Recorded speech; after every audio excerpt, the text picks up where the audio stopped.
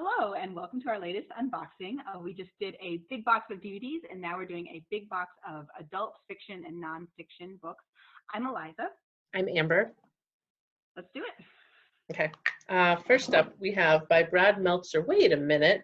Is this the same guy who does the children's biographies? Yes, it is the same Brad Meltzer. He does so many. This is called The Lincoln Conspiracy, the secret plot to kill America's 16th president and why it failed. And this is a heavy book. So history buff. He has someone helping him. It says it's written with someone else. And Josh Mensch. Yeah. Interesting.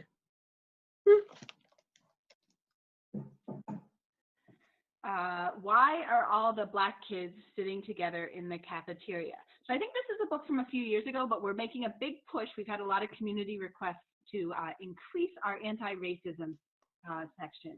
So this looks like a sort of sociological study about why even kids end up self-segregating. Our Time Is Now, Stacey Abrams.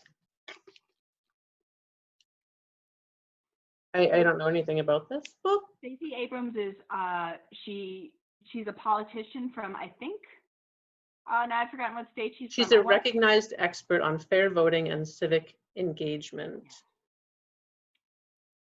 She's really great. If you hear her speak, she's like a really powerful speaker. So I think she'll probably be a good author of a book. And certainly fair voting is a big issue in our country right now. Okay, yeah, that's what I think most of the book is about, like a lot of politics and things, but it focuses on voter protections. I've got another anti-racist book, Stamped from the Beginning, The Definitive History of Racist Ideas in America, a National Book Award winner and New York Times bestseller.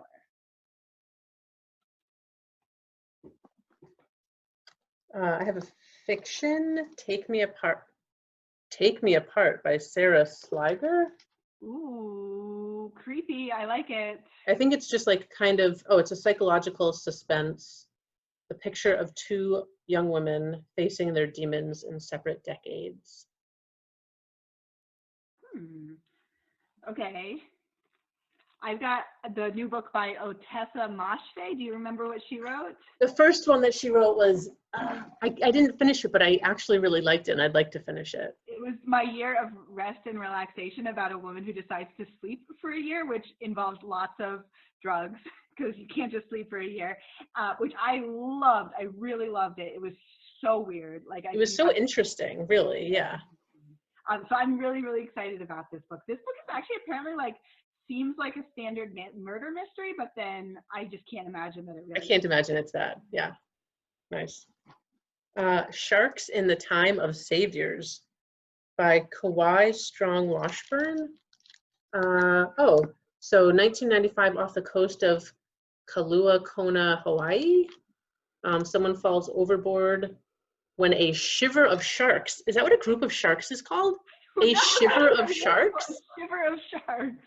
Oh, but Noah is gingerly delivered to his mother in the jaws of a shark. Huh. I haven't read very many novels set in Hawaii. I haven't either. That's really nice that they're coming up with something. Yeah. I'm not sure I can pronounce this name. I think it's Irish, which means it's probably, but Naoise Dolan. I'm sure it's not at all how it looks.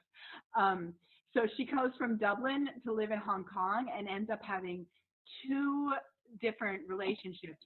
One with a banker named Julian and one with a lawyer named Edith.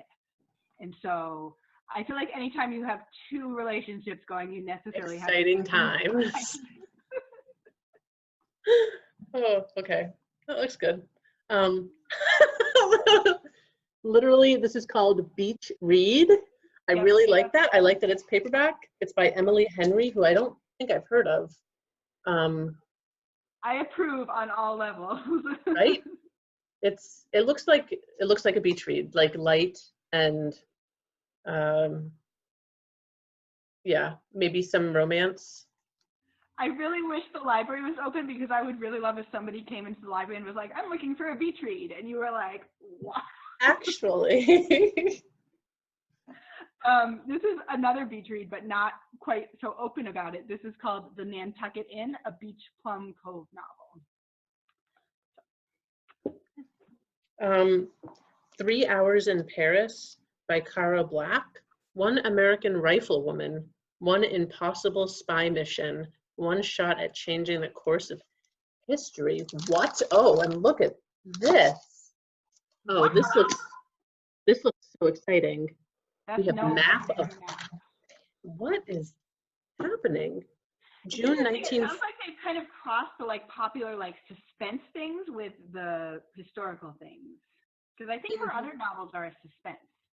Ooh, so just, it says in June of 1940, when Paris fell to the Nazis, Hitler spent a total of 3 hours in the City of Light, abruptly leaving, never to return. To this day, no one knows why. So it's a thriller. It's like a spy thriller. The Red Lotus by Chris Bohjalian, and a breathless thriller. The death of an American bicyclist in Vietnam sets off a race to avert further catastrophe. I think there are a lot of fans of him. He's written a lot of books.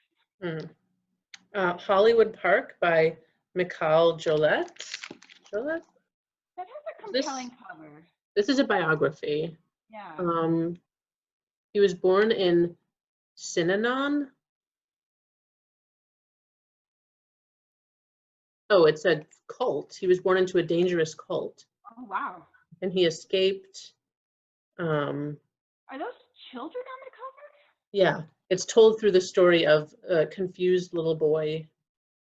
Oh, this sounds like it might be hard to read. For me, but I think it's like a big book. I think a lot of people want to read it. Yeah. Ooh, okay. This is called We Ride Upon Sticks by Quan, who I believe is local, and it's about a is it field hockey? 1989 field hockey team who decides to try using witchcraft. That's okay, because my first thought when they said We Ride Upon Sticks was witchcraft, but then I saw field hockey sticks and I was like, what's happening? So it's set in Danvers, Massachusetts, which is, I guess, where the accusations first began that led up to the Salem witch trials. So there's like a Salem tie-in. So is it any like fantasy, or is it? It says that there's a lot of 1980s stuff, like big hair. Funny. It's like a little bit, it doesn't seem like it wants to say outright if there's real magic or not. Okay. So this is called Enemy of All Mankind by Stephen Johnson, a true story of piracy, power, and history's first global manhunt. That's not something we get a lot of books about, piracy.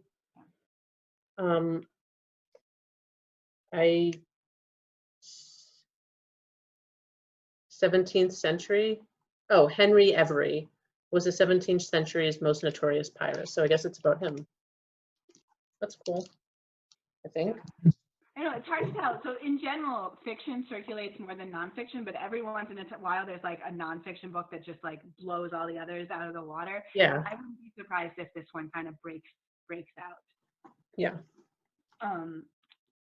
Countdown 1945, the extraordinary story of the atomic bomb and the 116 days that changed the world. So it sounds like a pretty serious nonfiction. And it says Chris Wallace is a journalist and anchor of Fox News Sunday, and just sort of looks at the days leading up to the bomb. Okay, I have 2 left. This one is The Next Great Migration, The Beauty and Terror of Life on the Move. It's got like a little footprint, but the earth is the background. This talks about centuries-long assumptions about migration through science, history, and reporting, predicting its life-saving power in the face of climate change. That's really interesting. I think what she's saying is that there's going to be a lot of places in the next decades that people can't live. People can't Yeah. live. Yeah. Oh, this is not something I want to read right now. This seems too scary. But I mean, also very interesting. Yeah, it's probably right? good to prepare. Yeah. I don't know. I would like to at least look at it, I think. Yeah. The henna artist. Ooh, this looks really good. I'm distracted I just want to look at the book.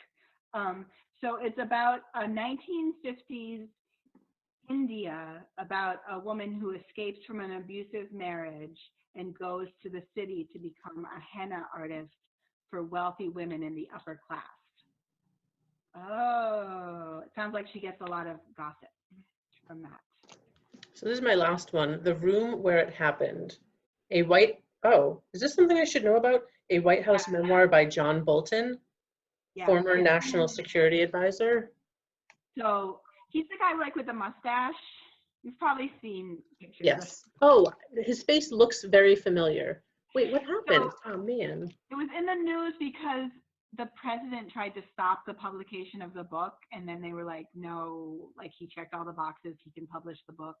So there's just a lot of, but now here's the actual book. So yeah.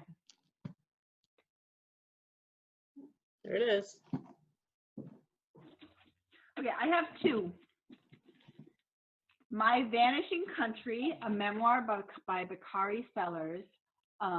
This is interesting because it gets compared to what was that one? I can't remember. I don't know. There was a really popular book about poor people in the South. I can't remember what it was called. Oh, I